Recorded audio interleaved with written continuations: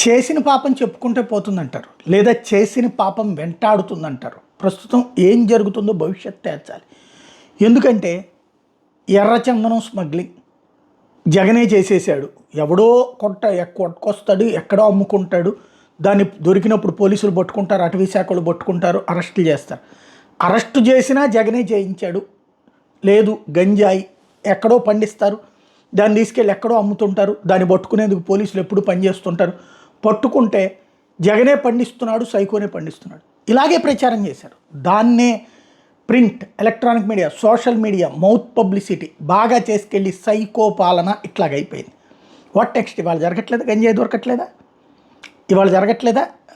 ఏదైతే ఇతరత్ర కుంభకోణాలు, లేకపోతే కనుక యాక్సిడెంట్లు అన్నామా, లేకపోతే కనుక క్రైమ్స్ జరగట్లేదా?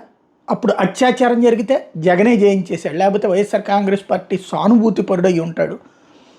లేదా మర్డర్ జరిగిందంటే కనుక సైకో మర్డర్లు చేశారు. ఇట్లా ఇప్పుడు జరుగుతున్నాయన్నీ చివరికి శవం కూడా దొరకని పసిపాప హత్యల దగ్గర నుంచి వాటి అంటే చిన్న చిన్న ఇన్సిడెంట్స్నే ఎక్స్పోజ్ చేసి చేసుకొచ్చారు.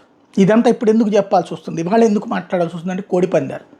గత 2 సంవత్సరాలు, మొదట్లో 3 ఏళ్ళు మామూలుగానే రాశారు, తర్వాత 2 ఏళ్ళు ఎలక్షన్స్కి 2 ఇయర్స్, 1 ఇయర్ బిఫోర్ నుంచి 2 ఇయర్స్ కూడా, లాస్ట్ 2 ఇయర్స్ కూడా క్యాసినోలు పెట్టుకుంటున్నారు, డబ్బులు తినేస్తున్నారు, చందాలు వసూలు చేసేస్తున్నారు, దోపిడీ చేసేస్తున్నారు.